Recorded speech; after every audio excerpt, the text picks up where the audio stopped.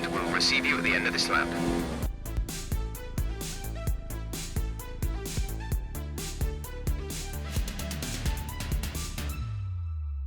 Hey guys, welcome back to the channel. My name is Sage, and today we're here playing Formula 1. This time we're at the Azerbaijan Grand Prix, and let's have a look at some messages so we can preview developments completed. And look at that.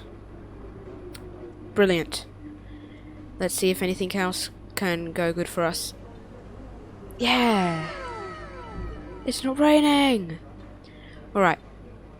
So, poor? What did I do wrong? Anyway, so this weekend I was hoping to further develop our car. I said that I was gonna maybe do general maintenance, but I don't know. I'll think about it. At the moment, I'm thinking about going the aerodynamics route. As you can see, we are the worst on the grid in terms of aerodynamics. We are the second best on the grid in terms of power, so I don't think we need to develop that much too much. What was that? So I don't think we need to develop the power too much, but our chassis also needs some work. So really, this season I want to focus on aerodynamics and the chassis because we are terrible on that. Anyway, let's go to qualifying, which I remembered to change to full qualifying with Q1, Q2 and Q3. Anyway, let's go to our flying lap. Alright then, so going on to our flying lap then, and we bin it.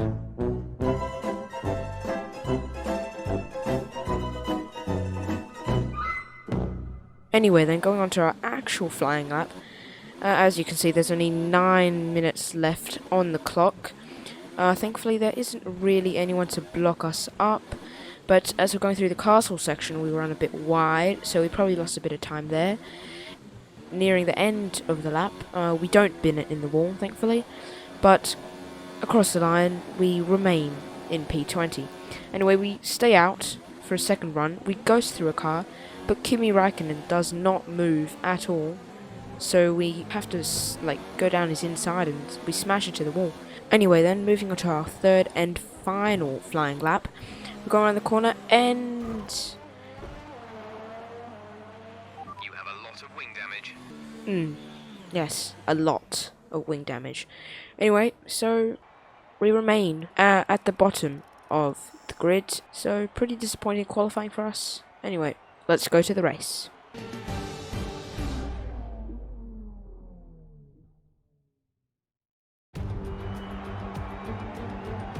Good afternoon and welcome to Baku. This was the arena, if you think back to 2017, of one of the most eventful races of modern history, with controversy behind the safety car, last-second overtakes, and a historic podium for Williams and for Lance Stroll. So let's find out what lies in store for us this year. It's time for the Azerbaijan Grand Prix. With 20 turns and a length of 3.7 miles, Baku City Circuit in the heart of the Azerbaijan capital is a real test of a driver's endurance, patience and precision. 90-degree corners through Sector 1 lead into a tightening uphill sprint as we start to circle around the old city. Then a 1.4-mile chase flat out through Sector 3 towards the finish line. Anthony Davidson joins me today as we look ahead to something just a little bit different. It's quite high speed for a street circuit here, isn't it? Do you think that's going to throw up any unexpected situations? Well, as long as the teams can keep everything cool, I don't foresee any particular big issues from a technical side of things. I do expect the track to be quite slippery though. We've not exactly had much chance to rubber in the surface. Any street circuit also comes with its own challenges, so I think we'll be seeing a few mistakes here and there. The smart strategy would be to expect a safety car, I think, especially early on when the pack is bunched up. Before we begin, let's take a quick look at the grid lineup for today's race. Sebastian Vettel has a clear track ahead of him today. He starts in pole position, with Charles Leclerc alongside. Considering the rest of the grid, we have Hamilton, Verstappen, Lucas Faber and Bottas, Grosjean, Perez, Hülkenberg and Carlos Sainz, Ricciardo, Magnussen, George Russell and Norris, Kvyat, Butler, Kimi Räikkönen, they've taken a grid penalty, and the engineer, Stroll and Alexander Albon picks up the last spot on the grid. And with lights out just moments away, it's time to go down to the track.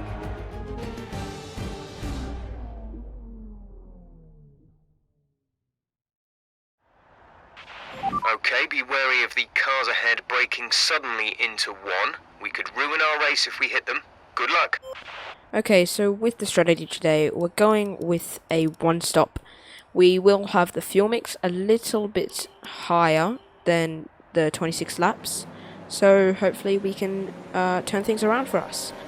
Anyway, on the grid, it's lights out, and away we go. We get a pretty good start. Kimi Räikkönen moves across to cover us off, but we dive down the inside despite that. We get quite a few places there.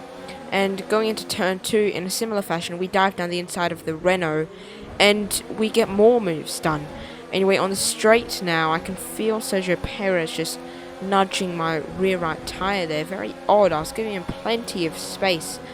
But in the braking zone, we do get the move done. And now we will be looking to pressurize Kevin Magnussen in the Haas just in front of us. Anyway then, moving on to lap number 3, we're looking to overtake Carlos Sainz in the Renault. We open up the DRS, and you can see how quickly we are gaining on the McLaren. Sorry, I just had a brain freeze there. But going into the braking zone, we get the move done, and now we can try and get Kevin Magnussen. Anyway, moving on to lap number 4, and it's Nico Hülkenberg that will be our victim this time around. We have the DRS. He's got front wing damage on his front left end plate actually, but going into the braking zone we brake a little early and we get a massive squeeze, nearly hitting the wall, but thankfully we don't have any damage. And look at this, there's yellow flags up ahead, and Daniel Ricciardo is out of the session. I'm not 100% sure if he was behind us, but that doesn't matter because we're making another move on a Haas car this time. And we've overtaken Grosjean in that same place yet again. That seems to be a very handy little DRS zone for us. But as you can see, on the end of lap number 5 now, we get very close to the wall there. And we have the DRS. And we will be able to gain and gain and gain on Kevin Magnussen. And we go around the outside.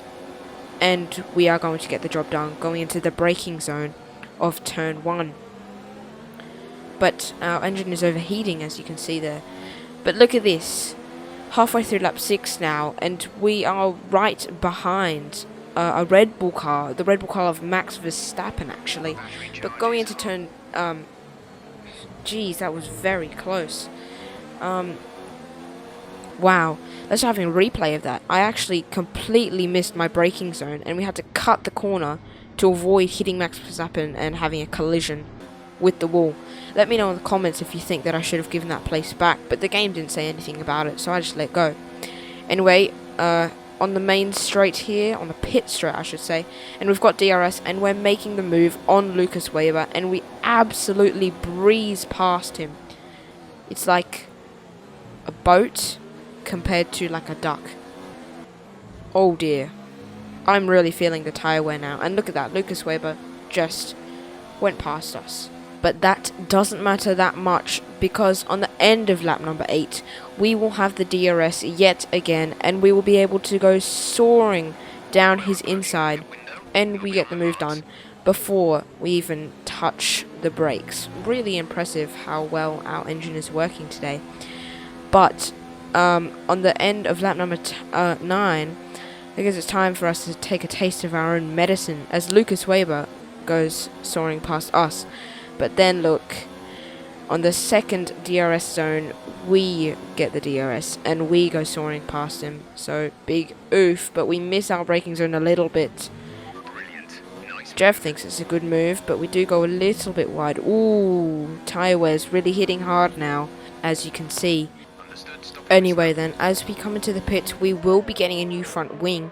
I don't know if I pointed this out before, but we did get a bit of damage when we collided with the wall in the infamous Max Verstappen incident. So as we go into the pit stop, it's going to be a slow one. just around the 7-second mark. But as we come out, we are still ahead of Devon Butler, who's having an absolutely terrible race now. So yeah, hopefully we can catch up to some more cars. And there they are, the first batch is coming in. But look at that, Grosjean has done the overcut on us. So that is very, very annoying. Halfway through lap 15 now. As you can see, we're stuck behind a bit of a train here. But, ooh, we lose the back end massively as we're trying to push super hard. Look at that, we just touched the curb a tiny bit too much. But our near miss turns into something even worse as we completely rear-end Grosjean as he, like, brake checked us. Anyways, so we will be coming into the pits again. And unfortunately, our teammate has pit as well, so we will be held up for a little while behind him, and then our pit crew is ready. So very, very annoying. We do get a new front wing because of the damage, and we are going for the soft tire. A little bit of a risk, but it should be able to last the distance. Anyway, here we are on the end of lap number 16. We have the DRS, and we will be able to go past Devon Butler in the straight. Anyway, moving on to lap number 20 now, losing the rear end again. Not sure what it is with my driving, but we were close, and we were looking to overtake Verstappen, but I binned it. Anyway, on lap number 21, the tyres are just completely dead, and I lose the rear end, so I will be having to box. So this weekend has gone from alright to bad to worse to garbage. So this is our third pit stop, and we were supposed to be only making a 1 stop. So it's really just going downhill from here. And as you can see on the checkered flag, a half-hearted celebration. We're finishing in P18. Thank you for all your hard work out there. That was a strong Jeff good finish. must be a little bit sleepy because he has no idea what he's talking about. Anyway, we finish in P18. That's above what we were supposed to do, so I suppose it's an alright weekend. Davidson, what helped them deliver this result, do you think? Well, I honestly feel it was down to the driver and car today. I mean, we can talk driver skill all day, but if you don't have a solid team to back that, you're never going to get anywhere. When you hit that sweet spot of having both an excellent driver and an incredible car, that's when you see results like those we witnessed today. So, a pretty disappointing race weekend for us. We do finish in P18 thanks to the 2 DNFs. But if it wasn't for that, we'd be in P20 and it would be even worse. So Lewis Hamilton comes away with the win. Our teammate does beat us, and in the constructors' standings, we moved down. We just couldn't bring any points to the team today. Anyway, if you like this video, make sure you hit that like button, and don't forget to subscribe to support the channel. I'll see you guys in the next episode.